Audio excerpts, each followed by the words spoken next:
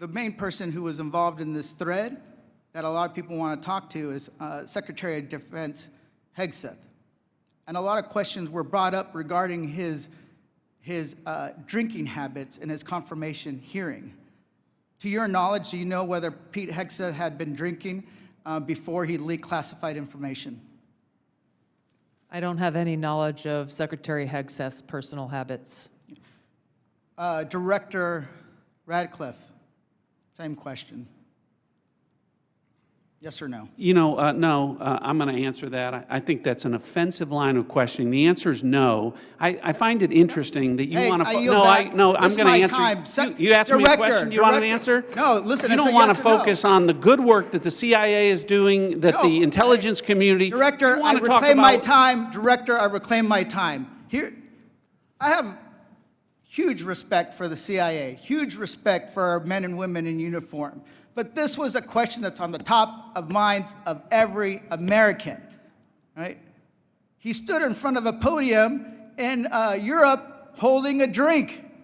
So of course, we want to know if his performance is compromised. If people were asking if the General Austin was compromised because of a heart issue, was his performance compromised because of a successful strike? I yield back, Mr. I bring my you want to know? You want to talk about accepting responsibility? Do you think you should accept responsibility for a successful strike to make Americans safer? You want to focus on?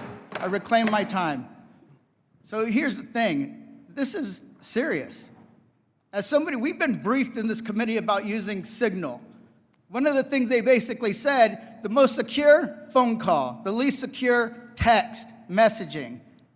And we know that your people, Russians, Chinese, are on your phone. Gentleman's time's expired. For the last 2 days, members of the intelligence community have been asking questions about a Signal messaging group and not asking questions from Democrats either in the Senate or the House on China, Russia, Iran, and the real threats that are going on to the United States. And you can say that you care about the good work that agencies are doing like the CIA and that you care about 140 stars on the wall, but no one's asked me about my second day on the job here, where I lit the fuse that led to a foreign government participating with us to capture one of the senior planners of the Abbey Gate bombing that killed 13 Americans. And in the process, we worked with a government that previously hadn't, that hadn't cooperated with us on counterterrorism matters. Or the fact no one has focused on that within an hour of that taking place, I was on the phone with Director Patel, and a few hours later with Attorney General Bondi, working together, the IC and the FBI working together to bring this person home in less than a week. Unprecedented success for the intelligence community and the law enforcement community.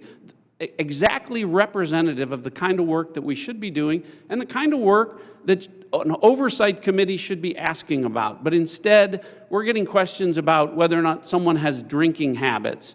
And, you know, I just wish in an annual threats hearing where the American people want to hear about threats, that's what we would be talking about. Congressman Gomez's maligning of my reputation and not giving me the opportunity even to respond to his accusations. What occurred in that Signal chat was an update to National Security Cabinet members that was also issued around the same time as updates to our foreign partners and allies in the region. There were no sources, methods, locations, or names of targets that were included in that chat. The decision to conduct this operation had been made long before that conversation took place. I do take my responsibility very seriously and played an integral role in providing the intelligence community's assessments that led to the ultimate decision by the President to conduct an operation, which, by the way, was very successful and continues to be very successful. I was traveling at the time, and I was not playing a very specific role, as these chats reflect, in much of the conversation that took place there.